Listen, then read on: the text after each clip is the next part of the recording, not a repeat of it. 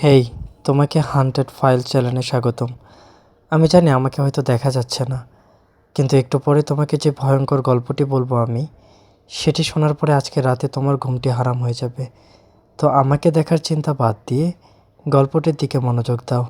এই গল্পটি তৈরি হয়েছে সত্য ঘটনা অবলম্বনে। ঢাকার মিরপুরের এক ভয়ঙ্কর রেহেলার সাথে ঘটনা ঘটে যাওয়া এক ময়নাতদন্তের রিপোর্ট থেকেই গল্পটি আজকে তোমার কাছে শেয়ার করছি। সো আমাকে দেখা বাদ দিয়ে গল্পটির দিকেই ফোকাস করো। তাহলে চলো শুরু করি। 2018 সালের নভেম্বর মাস, রাত তখন 3:17। ঢাকার মিরপুরে একটা 5তলা বাড়ির 3তলায় রাহেলা বেগম হঠাৎ ঘুম থেকে উঠলেন।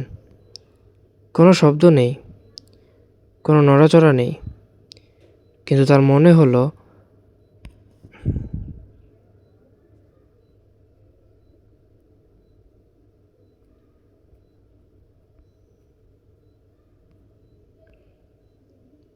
ঘরের কোণে কেউ একজন দাঁড়িয়ে আছে এবং সে তাকিয়ে আছে সরাসরি তার দিকে। আজকের এই ঘটনা সংগ্রহ করা হয়েছে একটি পুলিশ রিপোর্ট থেকে, একটি মৃত্যুর রিপোর্ট থেকে। রাহেলা বেগম একা থাকতেন। স্বামী মারা গেছেন প্রায় 2 বছর আগে। ছেলে মেয়ে সবাই বিদেশে। পাড়ার লোকজন বলতো শান্তশিষ্ট মহিলা। রাত 10টার মধ্যে ঘুমিয়ে পড়েন, ভোরে উঠে নামাজ পড়েন। কিন্তু অক্টোবর মাসের শেষ সপ্তাহ থেকে সব বদলে গেল। প্রথমে শুরু হলো ছোট ছোট জিনিস। রাতে ঘুমাতে যাওয়ার আগে তিনি রান্নাঘরের গ্যাস বন্ধ করতেন। সকালে উঠে দেখতেন গ্যাস জ্বলতেছে। জানালা বন্ধ করতেন, ভোরে দেখতেন জানালা খোলা। আর বাথরুমের আয়নায় প্রতিদিন সকালে একটা করে আঙুলের ছাপ থাকত। তিনি ভাবলেন হয়তো ঘুমের মধ্যে নিজেই করেছেন, হয়তো বয়সের কারণে ভুলে যাচ্ছেন। কিন্তু একটা জিনিস তিনি ভুলতে পারলেন না, বাথরুমের আয়নার দাগগুলো কখনো মোছা যাচ্ছিল না। নভেম্বরের সেই রাতে রাহেলা বেগম ঘুম থেকে উঠলেন। ঘরের কোণে আলো নেই, কিন্তু তিনি স্পষ্ট দেখতে পাচ্ছেন ঘরের উত্তর পশ্চিম কোণে একটা অবয়ব। লম্বা, পাতলা, মাথাটা একটু বাঁকা।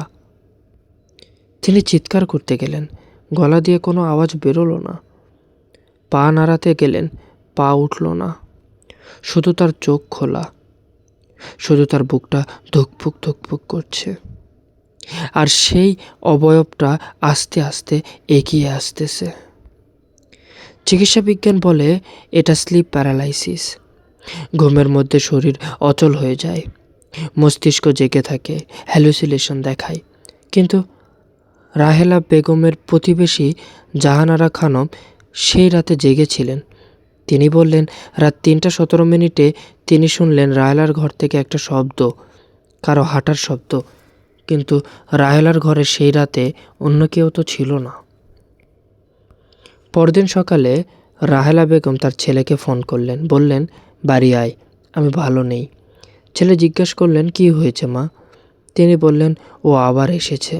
ছেলে বুঝল না ও মানে কি, কিন্তু তিনি আর কিছু বললেন না, ফোন রেখে দিলেন।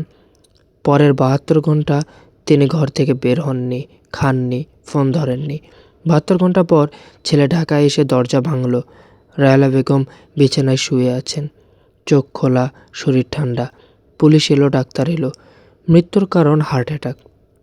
বয়স হয়েছিল স্বাভাবিক মৃত্যু, কিন্তু ময়নাতদন্তের রিপোর্টে একটা লাইন ছিল।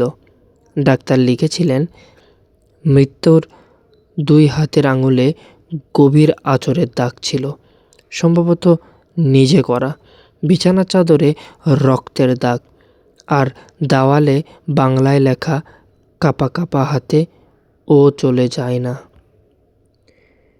পরে জানা গেল রাহেলা বেগমের স্বামী মারা গিয়েছিলেন সেই একই ঘরে, সেই একই বিছানায় রাত 3:17।